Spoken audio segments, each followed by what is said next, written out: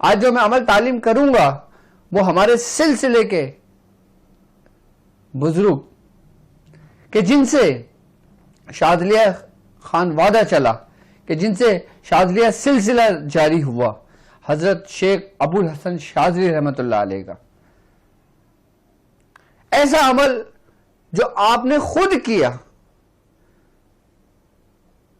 ایسا عمل جو حضرت شیخ ابو الحسن شاذلی رحمۃ اللہ علیہ نے اپنی کتاب میں تحریر کیا، ایسا عمل کہ جو انسان کی تقدیر کو بدل دے، اور جو کسی مسائل میں مبتلا ہو، کسی پریشانی میں مبتلا ہو، وہ اس عمل کو کرے اور وہ اپنی مراد کو پہنچے۔ یہاں تک کہ خود حضرت سیدنا شیخ ابو الحسن شاذلی رحمۃ اللہ علیہ فرماتے ہیں کہ میرے رب نے مجھے جو کچھ بھی عطا کیا وہ اس آیت کے طفیل مجھے عطا کیا، اس آیت کے وسیلے سے میرے جسم کے اندر، میرے سینے کے اندر وہ نور بھرا کہ جس کو دیکھ کر اولیاء کرام نے رشک کیا۔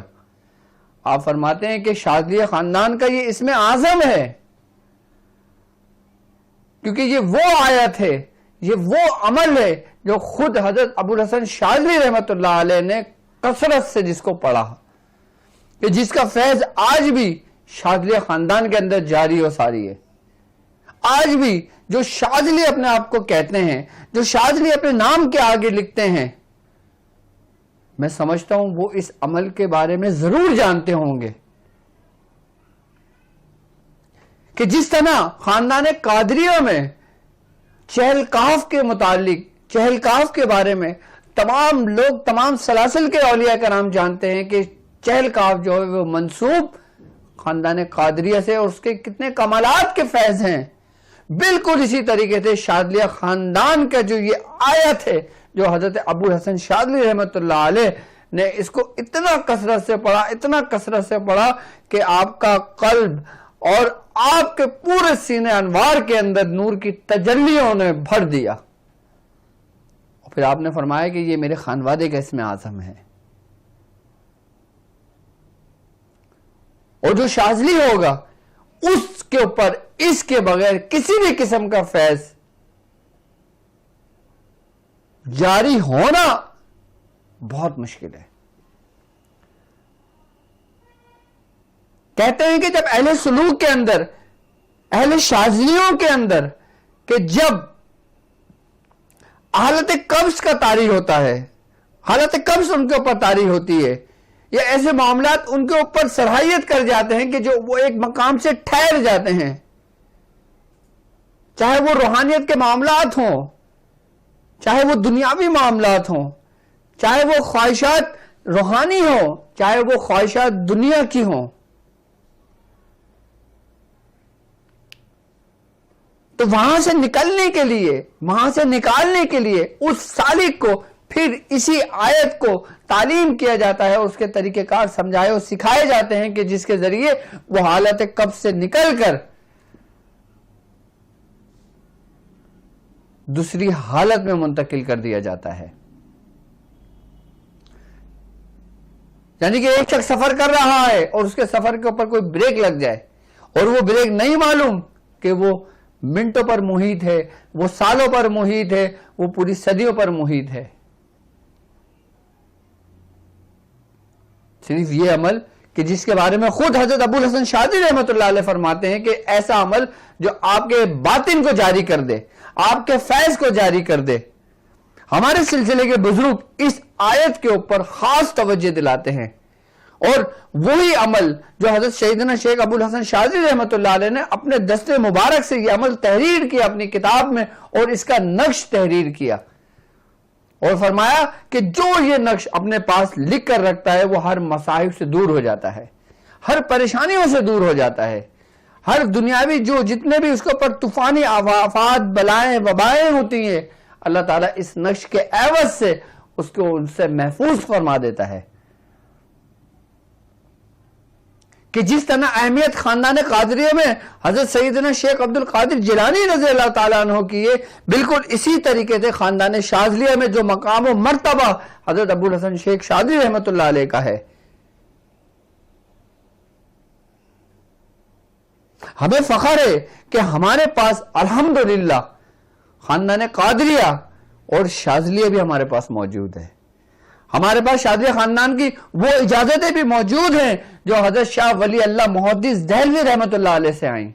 ہمارے پاس شاذلیہ خاندان کی وہ شاخ بھی موجود ہے جو حضرت شیخ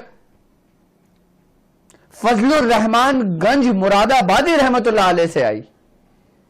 ہمارے پاس اس گھرانے کا بھی فیض ہے کہ جن کا نام آپ نے سنا ہوگا، حضرت شیخ جمال الدین مجرد رحمۃ اللہ علیہ. اور ہمارے پاس فیض حضرت حسن نظامی رحمۃ اللہ علیہ کا بھی ہے، ان کے خانوادے کا بھی ہمارے سلسلے میں فیض ہے. یعنی کہ جس طریقے سے چاروں طرف سے ایک دریا بہتے آئے، اسی طریقے سے وہ چاروں دریا شاذلیہ سلسلے کی شاخیں جو مل کر ایک ایسے بحر میں موجود ہوں جو قادریوں کا قلب ہے، کہ اس میں جو موجیں اٹھیں گی روحانیت کی، اس میں ان اعمال کی موجیں اٹھیں گی، اس میں ان اسم اعظموں کی موجیں اٹھیں گی، تو وہ جب بے قرار ہوں گی، جب وہ ساحل پر پہنچیں گی، یعنی کہ سالکوں کے قلب پر پہنچیں گی، تو پھر وہ موتی جواہر کی صورت اختیار کریں گی کہ جس طرح سمندر میں طوفان آتا ہے تو سمندر کی ہر ایک چیز ساحل پر آ جاتی ہے، کہ جس میں خزانے بھی ہوتے ہیں، موتی بھی ہوتا ہے، جواہرات بھی ہوتے ہیں، یاقوت اور لال بھی ہوتے ہیں اس میں. اور الحمدللہ ہمارا خانوادہ ایسا خانوادہ ہے، ہمارا خاندان ایسا خاندان ہے کہ جس کے اندر ابو العلائی فیض شامل، جس کے اندر شاذلی فیض شامل، جس کے اندر صابری فیض شامل، جس کے اندر نظامی فیض شامل. اور میں انشاءاللہ الحمدللہ اسٹیپ بائی اسٹیپ تمام خانوادوں کی جو خاص اسم اعظم جن کے بارے میں کہا گیا ہے کہ جس کا فیض ان سلسلے میں جاری و ساری ہے، میں سب ایک ایک کر کے آپ کو تعلیم فرماؤں گا. یہی ہماری تعلیمات سلاسل کی ہیں جو بزرگان دین ایک جگہ سے دوسری جگہ پھیلانے کے لیے جایا کرتے تھے، سفر کیا کرتے تھے. آپ اور میں کتنا خوش نصیب ہیں ہم لوگ کہ ہمیں گھر بیٹھے خالی موبائل آن کر کے یہ تمام سلسلے کی تعلیمات ہمیں گھر بیٹھے ہمیں مل جاتی ہیں، اس کی اجازتیں مل جاتی ہیں، اس کے طریقہ کار مل جاتے ہیں.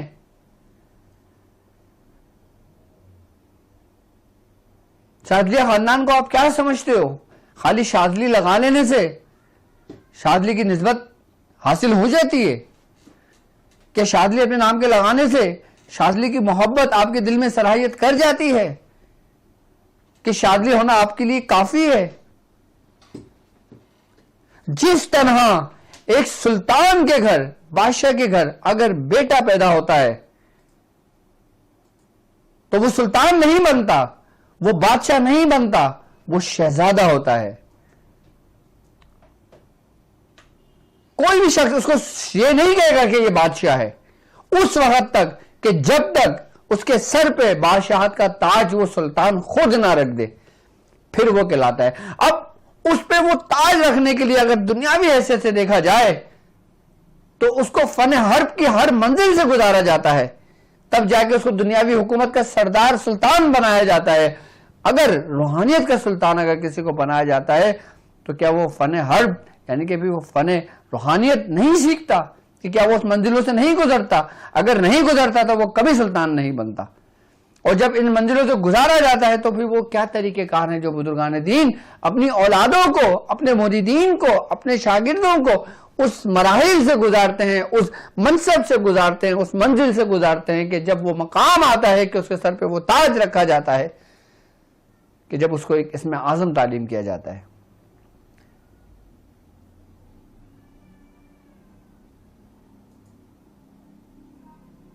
شاذلی لگانا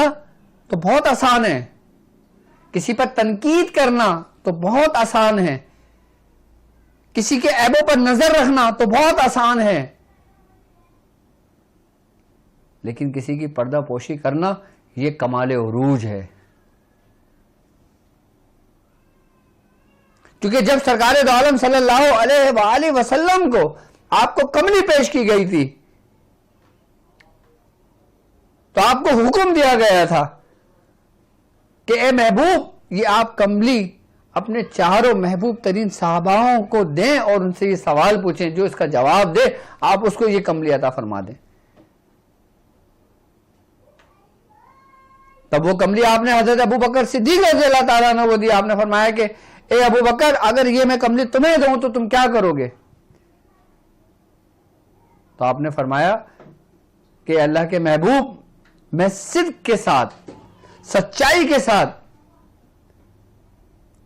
میں اس کی حفاظت کروں گا. اور یہی کملی جب آپ نے حضرت عمر بن خطاب رضی اللہ تعالیٰ عنہ کو دی اور آپ سے فرمایا کہ عمر تم کیا کرو گے؟ آپ نے فرمایا اللہ کے محبوب میں عدل و انصاف سے قائم لوں گا. اور یہی کملی جب آپ نے حضرت عثمان غنی رضی اللہ تعالیٰ عنہ کو تعلیم فرمائی تو آپ نے فرمایا کہ اے اللہ کے محبوب میں سخی ہوں، میں غنی، میں مال اللہ کی راہ میں خیرات کروں گا، تقسیم کروں گا. اور یہی کملی جب مولا کائنات حضرت مولا کائنات حضرت علی کرم اللہ وجہ الکریم کو جب یہ تعلیم کی عطا کی گئی تو آپ نے فرمایا اے علی تم کیا کرو گے؟ تو آپ نے فرمایا کہ میں لوگوں کی پردہ پوشی کروں گا. تو حضور نے وہ کملی مولا کائنات کو عطا کی اور کہا کہ یہ اس پہ تمہارا ہی حق ہے. تو کسی کی پردہ پوشی کرنا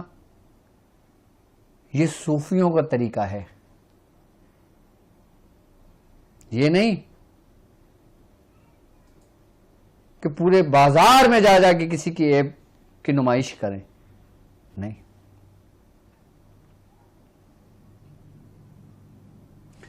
یہ تمہید باندھنا صرف یہ مقصود تھا میرا کہ تاکہ ہم شاذلیوں کو پتہ لگے کہ ہماری جو ڈورے ہیں، ہماری جو رسی ہے وہ کن بزرگوں کے ہاتھوں میں ہے، کہ ہمارے خانوادے کے اندر اگر جو فیض ہے تو وہ کن اولیاء کرام کا اور کن صحابی رسول کا ہے. جس طرح اللہ کا محبوب ہیں، اللہ کے محبوب ہیں، اسی طریقے سے محبوب کے بھی محبوب ہیں.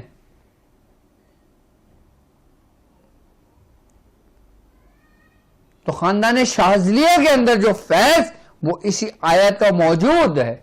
کہ جس کے ذریعے حضرت شیخ ابو الحسن شاذلی رحمۃ اللہ علیہ فرماتے ہیں کہ اگر تم یہ عمل کر لو اور اس ترتیب و طریق سے کر لو تو اس میں ممکن ہے کہ اس کی روح علیین میں ارواح سے ملاقات کرے گی. یہ میں نہیں کہہ رہا، کون کہہ رہا ہے؟ سلسلہ شاذلیہ کے بانی حضرت شیخ ابو الحسن شاذلی رحمۃ اللہ علیہ اپنی کتاب سر الجمیل میں یہ بات فرما رہے ہیں. اور اس آیت کے بارے میں آپ فرماتے ہیں کہ جو ہمارے خاندان کا اسم اعظم ہے وہ ہے حسبنا اللہ ونعم الوکیل. یہ آیت ایسی سریع التاثیر آیت ہے، ایسی زبردست آیت ہے کہ اس آیت کے بارے میں فرماتے ہیں کہ حضرت ابو دردہ رضی اللہ تعالیٰ عنہ سے روایت ہے کہ سرکار دو عالم صلی اللہ علیہ وآلہ وسلم نے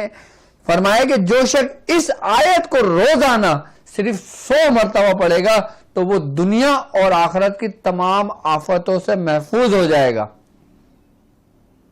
اچھا، اس آیت میں خاص بات ہے، پہلے اس آیت کو سنیں سمجھیں، توجہ کریں تھوڑا سا. حسبنا اللہ ونعم الوکیل، یعنی کہ ہمیں اللہ ہی کافی ہے اور وہ بہترین کارساز ہے.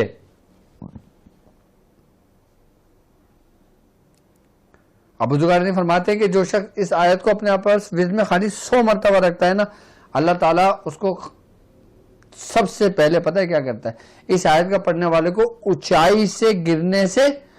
آگ میں جلنے سے، پانی میں ڈوبنے سے اللہ تعالیٰ محفوظ کر لیتا ہے. یہ حدیث ہیں، یہ حدیث کے الفاظ ہیں یہ، کہ جو شخص اس آیت کو پڑھتا ہے.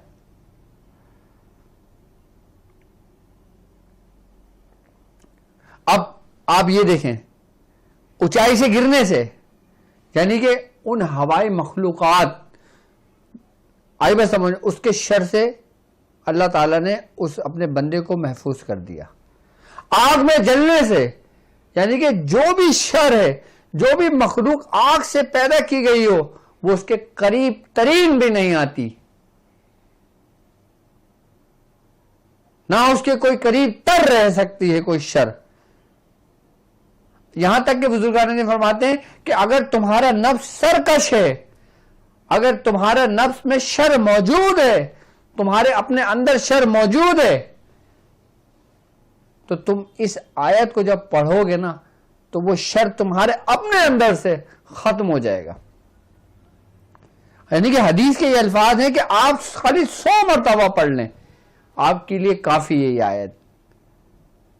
آپ کی کفایت کرے گی، ہر مصائب سے، ہر مشکلوں سے، ہر معاملات سے، ہر ناگہانی آفت سے آپ کو محفوظ رکھے گی. اور تیسری، پانی میں ڈوبنے سے. جب حضرت سیدنا شیخ ابو الحسن شاذلی رحمۃ اللہ علیہ، آپ پانی کا سفر بہت کرتے تھے، جب آپ پانی کے سفر میں حج کرنے جا رہے تھے تو تب دعا حزب البحر کا نزول ہوا تھا.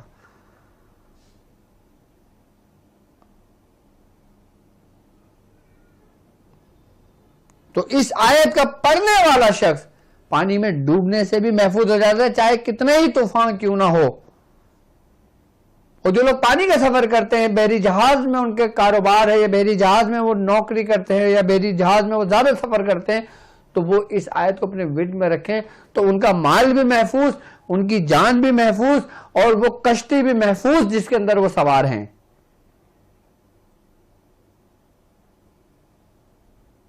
اگر کسی کو ہم دعا حزب البحر بتاتے ہیں تو وہ کہتا ہے حضرت یہ بہت بڑی ہے، مجھے کوئی مختصر سا عمل بتا دیں. تو اس کا مختصر سا عمل، اس کا پورا جز، اس کی پوری روحانیت حسبنا اللہ و نعم الوکیل کافی ہے. جو کچھ دعا حزب البحر میں ہے، جو کچھ دعا حزب البحر میں ہے، وہ سب کچھ حسبنا اللہ و نعم الوکیل میں موجود ہے.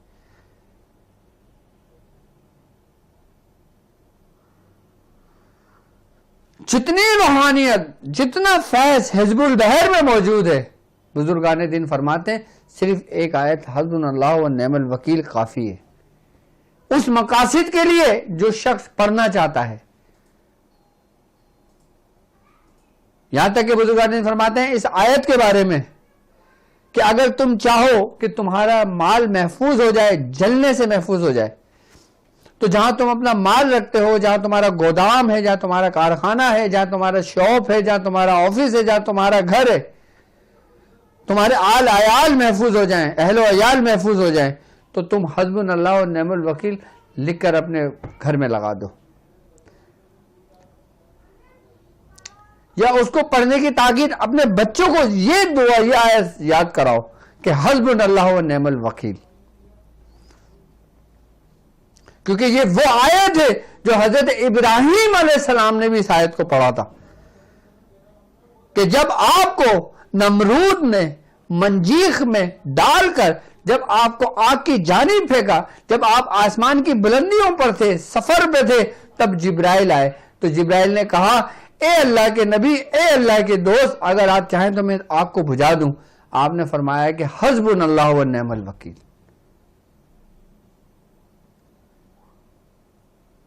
جب آپ نیچے آئے تو مخلوقات کے تمام سلطان، تمام بادشاہ آپ کی بارگاہ میں حاضر ہو کے کہے کہ اے ابراہیم اگر آپ کہیں، اے اللہ کے دوست اگر آپ کہیں تو میں یہ کر دوں اس طرح. تو آپ نے فرمایا کہ حسبنا اللہ و نعم الوکیل.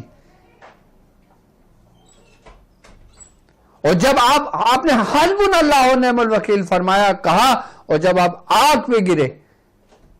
تو حکم آ گیا کہ یا نارو کنی بردم والسلام علی ابراہیم، کہ آگ ٹھنڈی ہو جا اور حضرت ابراہیم پر سلامتی بن جا.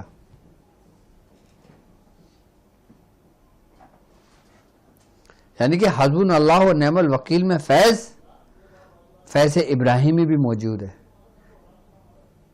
فیض شاذلیہ بھی اس میں موجود ہے، جو خاندان شاذلیہ کی ریڑھ کی ہڈی ہے.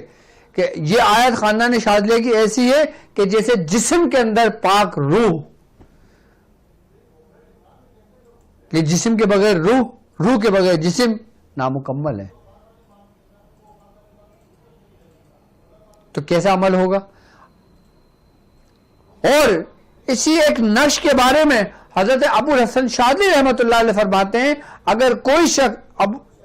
حسبنا اللہ و نعم الوکیل کا نقش اس ترتیب اور اس طریقے سے تحریر کرتا ہے، اپنے پاس لکھ کے رکھتا ہے، وہ جس مقصد کے لیے کرے گا اللہ تعالیٰ اس کو اس کی مراد کو وہ اپنی مراد کو پہنچے گا. یہاں تک کیا فرماتے ہیں کہ اگر کوئی شخص یہ عمل یہ نقش لکھ لیتا ہے جو حسبنا اللہ ونعم الوکیل کا ہے، جو سر الجمیل میں لکھا ہوا ہے، آپ فرماتے ہیں کہ پس وہ دیکھے گا جو آنکھوں نے نہ دیکھا ہوگا. جو شخص یہ عمل کرے گا تو اس کی روح العین میں ارواح سے ملاقات کرے گی. اچھا، بزرگان دین فرماتے ہیں اس نقش کے بارے میں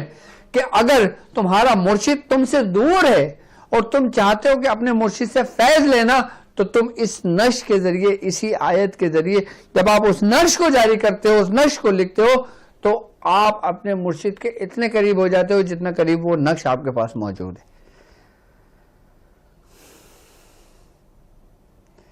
یعنی کہ اس نقش میں سے آپ کے مرشد کا فیض جاری ہو جاتا ہے. اچھا، وہ لوگ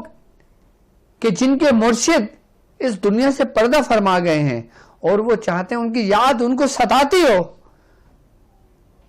وہ تڑپ کر رہ جاتے ہیں جب ان کی یاد آتی ہے، تو وہ اس آیت کے ذریعے، اس نقش کے ذریعے، میں طریقہ کار سمجھاؤں گا آپ کو، اس ترتیب سے کریں گے تو ان سے بھی ملاقات ہوتی ہے اور ان کا فیض بھی ان سے جاری ہو جاتا ہے. اور ایسا فیض جاری ہوتا ہے، ایسا فیض جاری ہو جاتا ہے کہ انسان کی عقل دنگ رہ جاتی ہے. جس طرح سر الجمیل میں حضرت ابوالحسن شاذلی رحمۃ اللہ علیہ فرماتے ہیں کہ وہ کچھ اپنی آنکھوں سے دیکھتا ہے جو اس سے پہلے اس نے کبھی نہ دیکھا ہوتا. تو بزرگان نے فرماتے ہیں کہ انسان اپنی آنکھوں سے بنفس نفیس سب کچھ دیکھتا ہے. کیا عمل ہوگا، کیسی ترتیب ہوگی، کیسا طریقہ ہوگا اس کا؟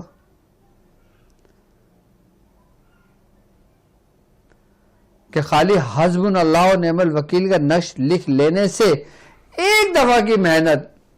اور زندگی بھر کی راحت، ایک دفعہ کی محنت، اپنے تمام معاملات کا حل. بزرگان دین فرماتے ہیں کہ اس نقش کے ذریعے حسبنا اللہ ونعم الوکیل کا جو نقش حضرت سیدنا شیخ ابوالحسن شاذلی رحمۃ اللہ علیہ نے فرمایا کہ اس نقش کے ذریعے ہمارے بزرگان دین فرماتے ہیں کہ اس میں آپ حاضرات بھی کر سکتے ہیں، اس میں نیک جناتوں کی بھی حاضری ممکن ہے، اس سے موکلان کی حاضری بھی ممکن ہے، اور اس سے ان روحوں سے بھی ان کی بھی حاضری ممکن ہے کہ جو آپ کے پیارے ہیں، کہ جن سے آپ دنیا میں محبت کرتے تھے، ان سے جانے کے بعد آپ کو ایک لمحے کا بھی قرار نہیں ہے، آپ دیکھنا چاہتے ہیں تو آپ ان سے بھی ملاقات کر سکتے ہیں. اور یہاں تک کہ بزرگان دین فرماتے ہیں کہ اگر تمہارے کوئی پیارے اس دنیا سے رخصت ہو گئے ہوں اور وہ کسی تکلیف اور کسی مصائب کسی مشکل میں موجود ہوں اس مقام پر، اور اگر آپ اپنے پیاروں کے لیے حسبنا اللہ ونعم الوکیل کا ختم پڑھ کے ان کو بخشواتے ہو تو اللہ تعالی اس کے بدلے کہ جو تم نے ختم کرایا ہے اس مردے کے اوپر سے عذاب کو اٹھا لیتا ہے.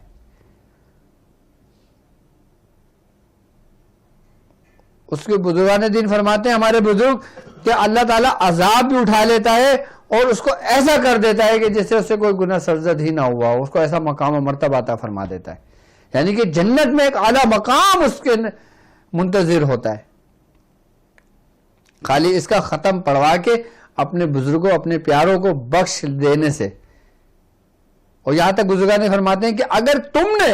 اپنی زندگی میں اپنے کسی ایک پیارے کے لیے بھی یہ عمل کیا، اپنے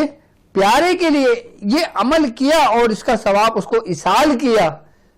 تو بزرگان نے فرماتے ہیں کہ اللہ تعالیٰ نے تمہارے پڑھنے سے اس مردے کو تو بخشا، لیکن اس کے بعد جب تم اس جگہ پر ہوگے کہ جس جگہ پر آج مردہ ہے، تو اللہ تعالیٰ تمہیں بھی اس سے بخش دے گا. یعنی کہ ایک ہوتا ہے کہ میں نے ایصال کرا، کسی کے لیے کرا، وہ اس کا کام ہو گیا، وہ، لیکن اس کا فائدہ کیا ہے؟ بزرگان نے فرماتے ہیں کہ اس کا ریٹرن ہے کہ جتنی رحمت کہ جتنا کرم اس پر ہوا اس سے 10 گنا پڑھنے والے پر ہوگا. یعنی کہ جس کے لیے کیا گیا اس کو تو اس کا فیض ثواب اصال پہنچا، لیکن اس کا 10 گنا تمہارے لیے رکھ کر مقرر کر کے محفوظ کر دیا گیا کہ جب تم اللہ نہ کرے اس جگہ پہ جاؤ گے جہاں پہ عذاب کا معاملہ ہو تو وہ تم پر عذاب ٹل جائے. یہاں تک کہ بزرگان فرماتے ہیں کہ حسبنا اللہ و نعم الوکیل کی اہمیت انسان کو اس وقت پتہ لگے گی کہ جب وہ قبر کے اندر موجود ہوگا، جو وہ قبر کی پہلی رات ہوگی. یہاں تک کہ بزرگان فرماتے ہیں کہ حسبنا اللہ و نعم الوکیل کا پڑھ لینے والا، اپنی زندگی میں اس کو معمول میں رکھنے والا، اس کی جو روحانیت ہے وہ ایک حیولے کی صورت اختیار کر جاتی ہے، اور جب وہ قبر میں جاتا ہے تو وہ اس کا ساتھی اور اس کا دوست ہوتی ہے جو اس کی رہنمائی کرتی ہے. یعنی کہ حسبنا اللہ و نعم الوکیل کی جو روحانیت ہے، یہ وہ روحانیت ہے جو تمہاری ساتھی بن جاتی ہے تمہارے آگے کے سفر کے لیے، جو تمہارا ابدی سفر ہے، جو تمہاری اصل زندگی ہے، وہ تمہارے اصل ساتھی بن جاتی ہے. اور ساتھی کے بغیر سفر کا گزرنا بالکل بھی احساس نہیں ہوتا کہ کب سفر گزر گیا، اور تنہا سفر کرنا دشوار کے قدم با قدم، ایسا کہ پہاڑ ایک قدم پہ عبور کر رہے ہیں ہم. اور ساتھی کے ساتھ کوئی مشکلات پیش نہیں آتی، تو اس کی روحانیت آپ کی معاون ہو جاتی ہے، اس کی روحانیت آپ کی معاون و مددگار ہو جاتی ہے، اس کی روحانیت آپ کے ساتھی بن جاتی ہے، اس کی روحانیت آپ کے ہم سفر بن جاتی ہے، اس کی روحانیت آپ کی تربیت بھی کرتی ہے اور آپ کو گناہوں سے بھی روکتی ہے. اس کی روحانیت آپ کو گناہوں سے روکتی ہے، آپ کو بے حیائی سے روکتی ہے، آپ کو مصیبتوں سے روکتی ہے، آپ کو وباؤں سے روکتی ہے، آپ کو ہر چیز سے محفوظ کر دیتی ہے اس کی روحانیت. لیکن اب حسبنا اللہ و نعم الوکیل کی روحانیت کو ہم کس طرح حاصل کر سکتے ہیں؟ کیا عمل ہے جو ہمارے بزرگوں نے ہم کو تعلیم کیا؟ بزرگان دین فرماتے ہیں کہ اس کی ترتیب اور اس کا طریقہ کار یہ کہ کوئی شخص 1000 مرتبہ روزانہ، جو شخص 1000 مرتبہ حضرت 1000 مرتبہ روزانہ جو شخص حسبنا اللہ و نعم الوکیل 40 دن مکمل کرتا ہے، وہ اس ترتیب سے کرے کہ 1000 بار پڑھے 40 دن تک، وہ اللہ کے لیے کرے. پھر 1000 مرتبہ 40 دن تک پڑھے، وہ سرکار دو عالم صلی اللہ علیہ وآلہ وسلم کی بارگاہ میں پیش کرے. پھر تیسرا 1000 بار پڑھے حضرت سیدنا شیخ ابو الحسن شاذلی رحمۃ اللہ علیہ کی آپ کی بارگاہ میں پیش کرے. یہ 3 ہو گئے. اور پھر چوتھا 1000 مرتبہ پھر وہ اپنے مرشد کے لیے پڑھے. 4 ہو گئے. پھر 1000 مرتبہ 40 دن وہ اپنے لیے پڑھے. بزرگان فرماتے ہیں کہ جو شخص 40 نصاب اس ترتیب سے پورے کر لیتا ہے، اس کا فیض بھی جاری ہو جاتا ہے، اس کے کوئی اگر اعمال رکے ہوتے ہیں وہ بھی جاری ہو جاتے ہیں. بزرگان فرماتے ہیں اگر وہ کس مقصد کس مقاصد کے لیے پڑھتا ہے وہ بھی اس کو ملنے شروع ہو جاتا ہے، اور وہ صاحب نصاب بھی حسبنا اللہ و نعم الوکیل کا ہو جاتا ہے. اور پھر 100 مرتبہ خالی اپنے ورد میں جو حدیث میں آیا ہے اس کے مطابق اپنی زندگی بسر کرے، 100 مرتبہ روزانہ پڑھے. یہی نصاب، یہی 100 مرتبہ پڑھنا اس کے مرنے کے بعد بھی اس کے کام آنا ہے، اس کی زندگی میں بھی کام آنا ہے، اور جنت میں بھی اس کے کام آنا ہے. اور اس کا ایک سب سے بڑا فائدہ یہ ہے کہ جو شخص 40 دن 4 حصے اس کے مکمل اس ترتیب سے کر لیتا ہے جو میں نے سمجھایا ہے آپ کو، تو اس کا فیض اس کے بعد اس کے ساتھ ساتھ اس کی اولادوں میں بھی منتقل کر دیا جاتا ہے. اس کی آنے والی نسلوں میں حسبنا اللہ و نعم الوکیل کا فیض ہو جاتا ہے. اور اگر تم چاہتے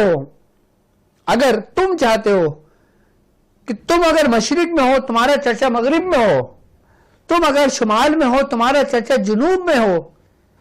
تو تم حسبنا اللہ و نعم الوکیل کا یہ نصاب کر لو. تمہارا سلسلہ بھی بڑھے گا،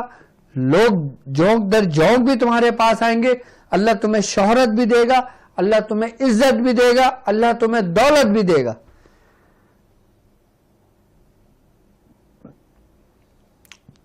انسان کی دنیا میں صرف 3 ہی تو خواہش ہیں.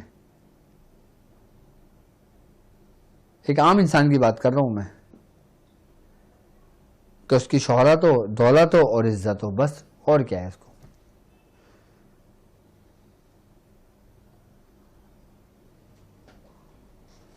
اور کچھ لوگوں کی خواہش یہ ہے کہ اس کی دنیا اچھی ہو، اس کی آخرت اچھی ہو.